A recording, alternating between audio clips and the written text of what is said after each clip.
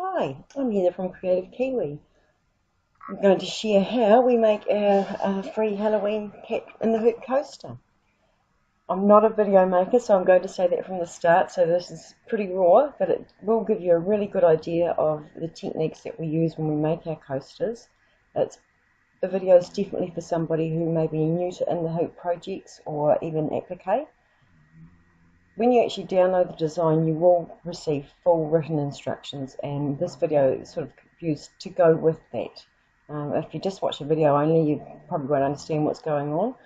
So do download the design and read the instructions and watch the video and make yourself a coaster.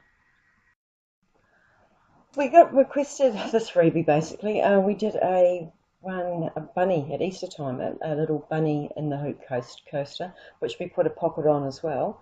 And that was very, very, very popular. And if you go onto the website, you can see hundreds probably of photos of the little, we call them coasters, but people made them as little gift hangers, and you could put chocolate in them.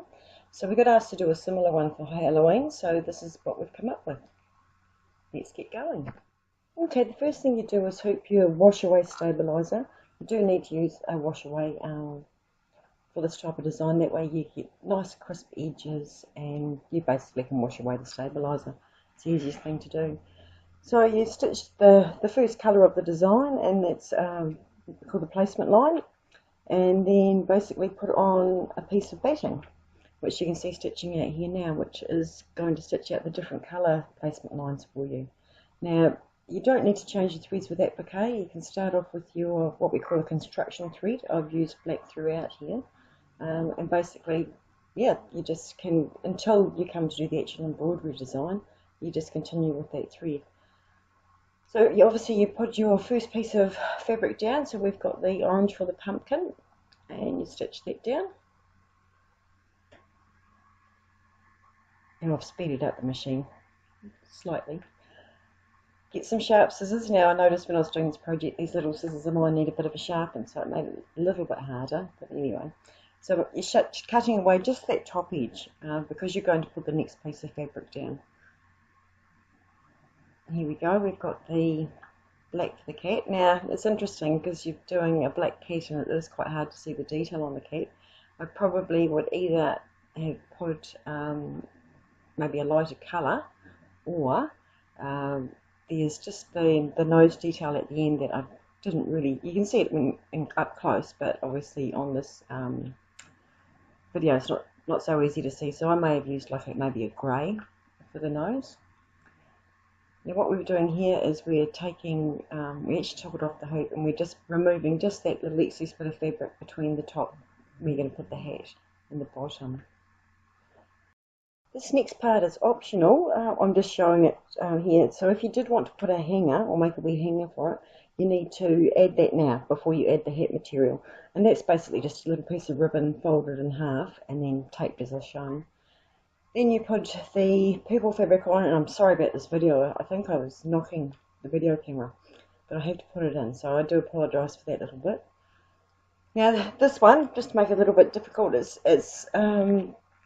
you've got obviously your fabric, but there's little ears poke out of the cat. So it's a little bit more fiddly just to, at this point, just remove the little bits of fabric just where the cat's ears go. Obviously the better job you do at this point, the better it is to have like less pokies showing on your design. But as I say, it does look a little bit fiddly and made not so good by the fact that my scissors need to be sharpened.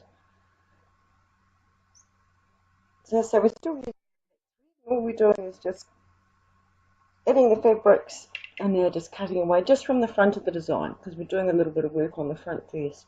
Now this coaster isn't completely reversible. Some of the ones we do are, but this one isn't. You do see, because we've got colour changes, you do see stitching on the back.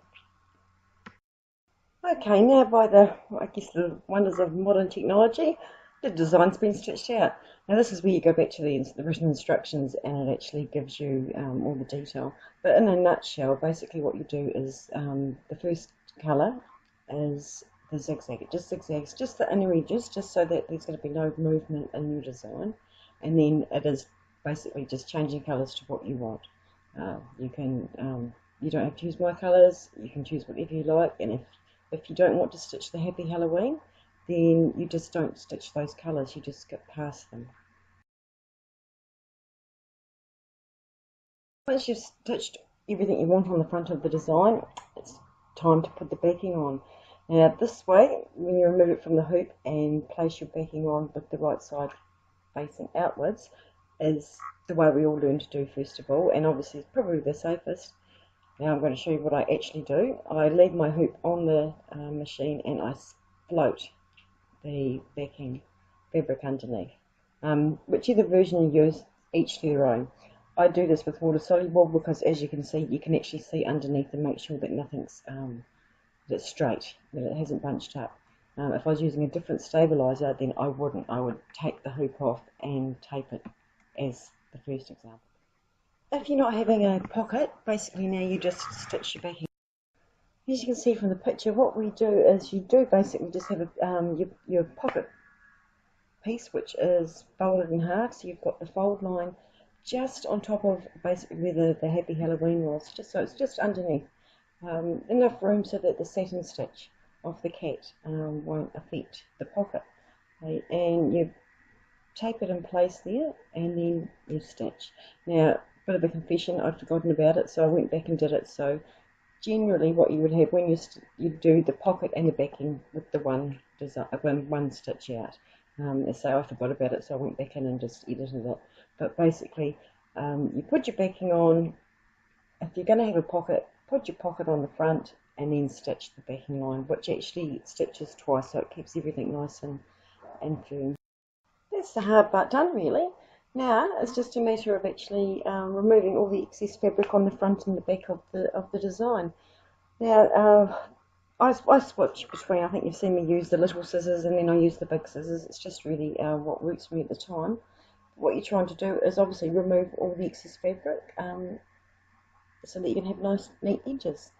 Now, this one's a bit fiddly, a few small edges. Obviously if you do the bigger size it's a little bit easier, but it's just a matter of just slowly working your way through and just cutting away all the excess on the front of the back of the design. And you're probably looking at it at this point thinking, oh, it doesn't look so good, it's got little bits and pieces hanging out everywhere, but give it a minute and it'll be all revealed. Now, once you can actually put that back on the sewing machine, you can continue with the black thread or your construction thread, and the first colour is just going to zigzag the whole lot in so that everything's all held together. And then pretty much after that you just stitch the colours of your choice, so the satin stitch. And once again, wonders of modern technology, I think we're going to get to the point where you see the design done. There you go. So as you can see, it looks heaps better once you get that satin stitch edge on it. It looks really good. Done. The coaster is done. So the last thing we do, remove it from the hoop. Then we just need to cut away just that excess water soluble stabilizer, which is pretty self-explanatory. Just cut away as close as you can without cutting your satin stitches. And then we're just going to remove the excess with water soluble. I can see here, more water just to the edges. And that is it. Your design is done.